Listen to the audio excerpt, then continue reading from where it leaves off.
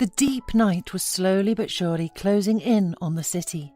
It was dark outside because of the lack of light, but Sarah, a tall, dark-haired woman of 30, stood at the window anyway, cradling her baby in her arms, and trying to see any movement in the entryway. A half-hour ago, she had been sleeping deeply because, fortunately, her son was a pretty quiet baby, and in spite of his 6-month-old age, he almost did not bother her at night.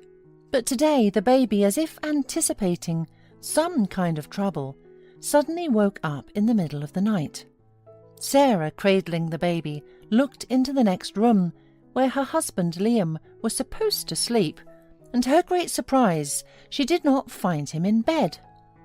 Liam moved into the other room as soon as his wife gave birth to a son. He explained this by the fact that he was a responsible engineer at the factory, and waking up at night because of his son's caprices can negatively affect his work. That was why Sarah was understanding and did not have anything against Liam having more rest, because at that moment he was the only breadwinner in their family. Before her son was born, Sarah had been a family doctor and earned the same money as her husband. But the woman never bragged about it, believing that happiness is in warm relationships and love in the home, and she believed there was plenty of that in her home. But after giving birth, she felt as if her spouse had been replaced. Liam became irritable and constantly snapped at her. He came home from work later and later, said that their factory had a huge contract, so all the staff had to work late and without days off. Sarah, of course, was sympathetic to this circumstance. Her husband earned the money they needed, and they had a loan to pay on their apartment. And it was a great apartment, 3 bedrooms, a terrace, an exclusive condo with a gym and a swimming pool. Sarah invested all her savings to buy the apartment, but it still wasn't enough. Liam had no savings, and they had to go into debt to the bank. Of course, if Sarah had been working, it would have been easy to pay off the loan, but so far they had to count every penny. However, Sarah did not see any problem because it was already decided that as soon as her son started walking on his own, Sarah's mother, who had retired a long time ago, would take care of her grandson, so her daughter could go to work. Sarah's mother, Mrs. White, lived on the outskirts of town in her big house and repeatedly complained how bored she was alone.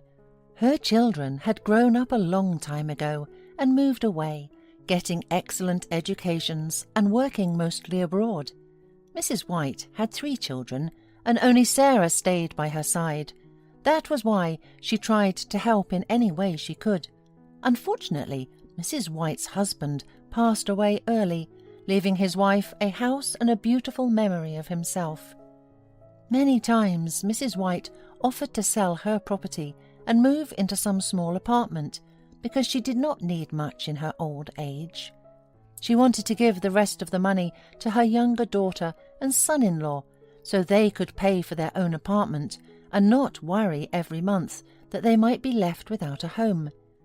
Liam happily caught the idea given by his mother-in-law.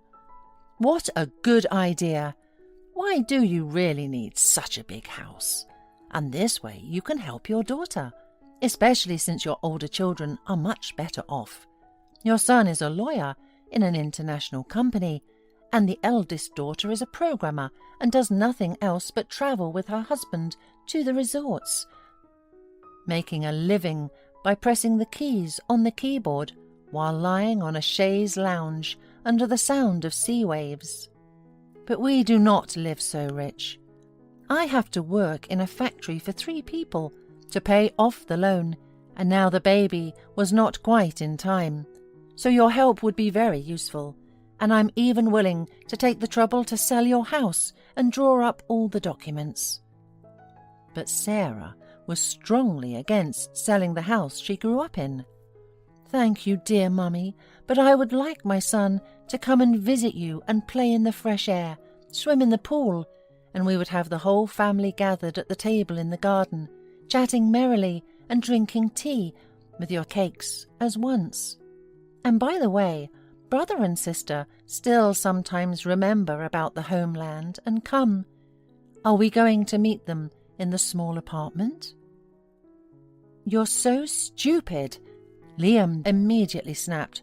"Your mother is right. This house stands without a man's hand. It will soon begin to crumble, but it can be sold for a lot now, and later, who will need this ruin?" The women looked at Liam with surprise. For both of them, such a rude treatment of Sarah was a revelation, because before that, the man was very affectionate. He did not forget to give flowers. He wrote poems. They had been dating for 6 months, and after that, Sarah, completely in love, told her boyfriend that she was pregnant. It was unexpected for them, but like a real man, Liam smiled in response and proposed his hand and heart. A couple of months later, he put a ring on the graceful finger of his bride, glowing with happiness, who was sure of a happy family life ahead of her. And now, cradling the baby, Sarah remembered another painful incident. She was 9 months pregnant. It was a warm summer evening, and it was almost dark. Sarah had made a hearty dinner and was waiting for her husband from work. She was sitting on the couch, leafing through a catalogue of baby costumes and eating her favourite ice cream. When Sarah heard the front door slam, she shouted to her husband, "Honey, come in. I just warmed up dinner, so wash your hands quickly or it will get cold." Liam entered the kitchen in a scowl. Looking at his wife, he said with disgust, "You keep eating sweets. You know, I would recommend you to stop already. Before the wedding you were so beautiful, slim, and now you are fat like a barrel. You're probably already weighing 80 kilos. This is not normal. Look at our neighbour. She is also pregnant, but she looks much better than you." Sarah was very offended by these words, but she said nothing in reply to her husband, who must have had some kind of trouble at work. Otherwise, she could not explain his rude behaviour. And was she fat? Definitely not, thought Sarah, locking herself in the bathroom after this conversation and examining herself critically. After this incident, her husband no longer allowed himself such remarks, but the relationship did not get any better. Sarah looked at her watch. It was 2 a.m, but Liam was still not home. His phone was also not available. And suddenly, the woman saw an unfamiliar car pull up to the doorway.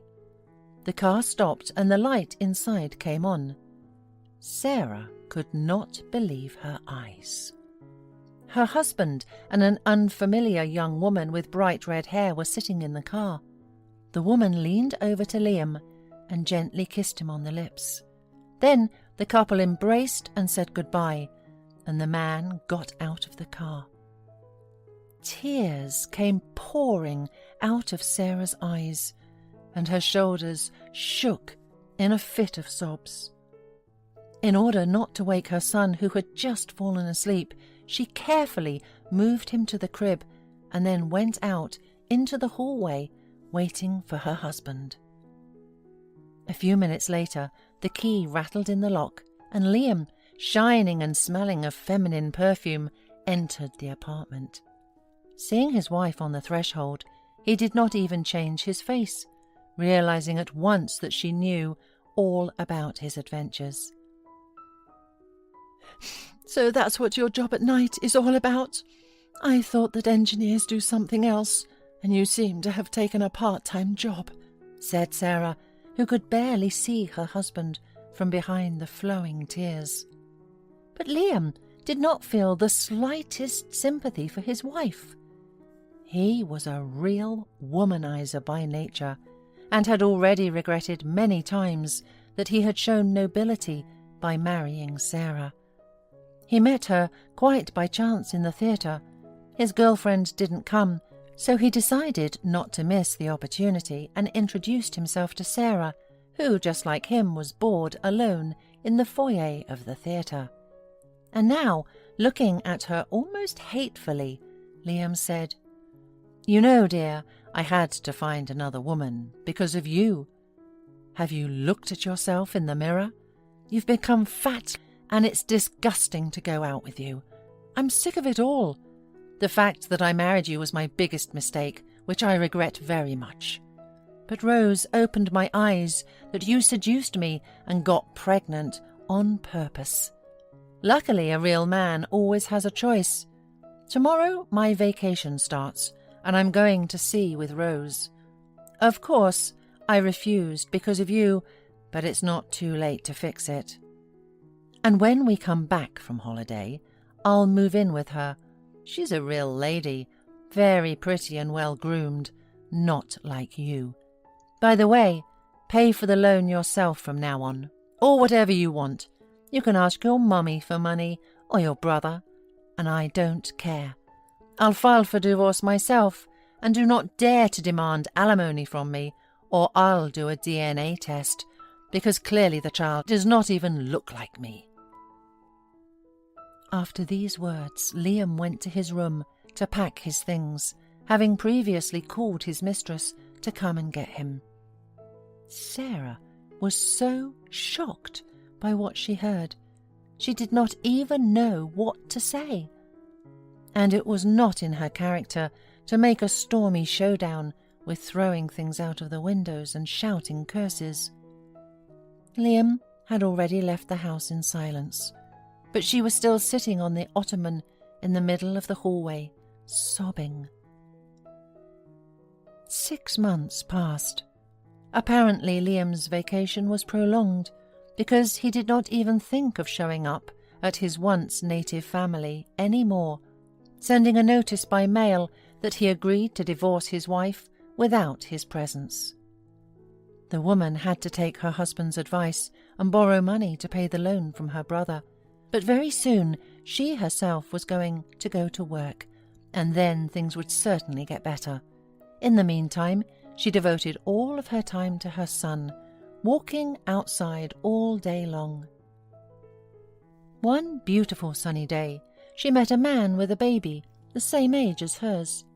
He approached her on his own and inquired about the children's stores nearby.